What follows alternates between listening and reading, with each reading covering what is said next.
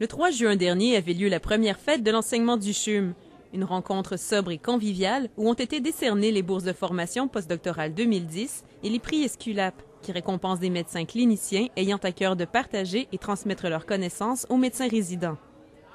La directrice de l'enseignement du CHUM, la Dr Marie-Josée Dupuis, assurait avec brio l'animation de la soirée, qui s'est ouverte avec la remise de 20 bourses de fellowship.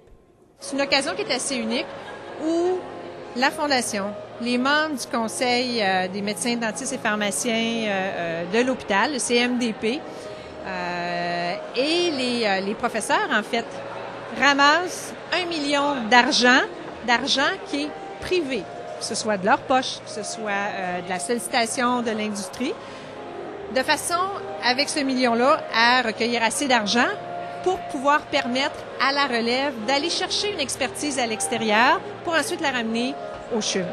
Les lauréats iront donc acquérir une formation de pointe avant de revenir partager leur expérience ici et contribuer à l'avancement de la médecine.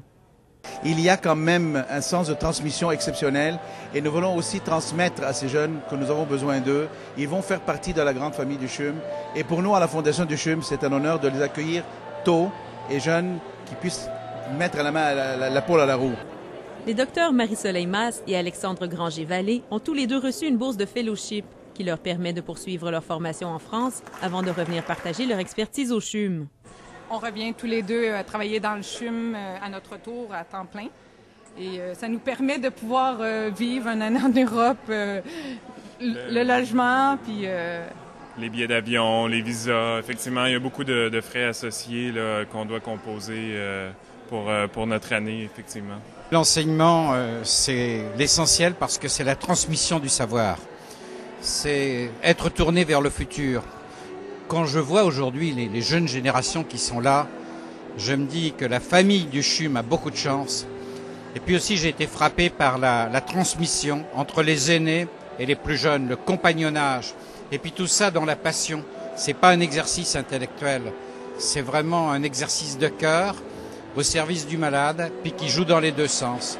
Au cours de la soirée, 20 médecins qui pratiquent l'enseignement clinique avec tout leur cœur ont aussi été récompensés par les prix Esculape décernés par leurs étudiants. Ce prix-là provient des résidents. L'administration ne fait pas de censure et c'est reconnu par l'université, mais ce n'est pas sélectionné ni par des professeurs, ni des doyens, ni des gestionnaires, ni des cadres. C'est clairement une reconnaissance de ceux qui reçoivent cet enseignement. Et on tient beaucoup à cette façon de faire-là.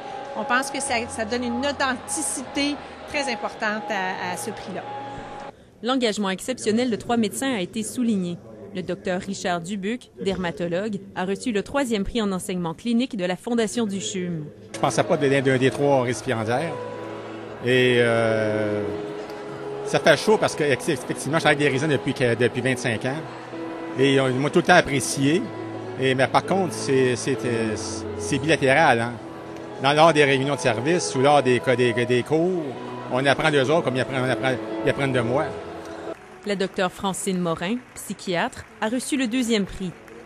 C'est un signe que je suis en train de redonner ce que j'ai beaucoup reçu dans ma vie. J'ai eu des mentors importants qui ont été très généreux avec moi pour mon développement professionnel et intellectuel et personnel. Donc, j'ai le sentiment de redonner un petit peu ce que j'ai reçu, puis ça me réjouit beaucoup. Et le Grand Prix Esculape a cette année été décerné au Dr Philippe Sautier, chaudement applaudi par ses résidents.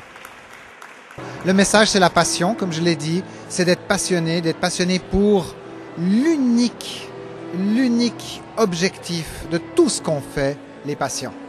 Et que de se battre dans ce sens-là, parce que notre génération doit préparer le terrain pour la génération qui vient, doit préparer non seulement l'infrastructure, mais le fonctionnement d'un hôpital intégré, évidemment d'un futur hôpital aussi, et de donner la place aux patients et de donner la place aux résidents. Pour le CHUM, l'enseignement, c'est au cœur de ce qu'on fait.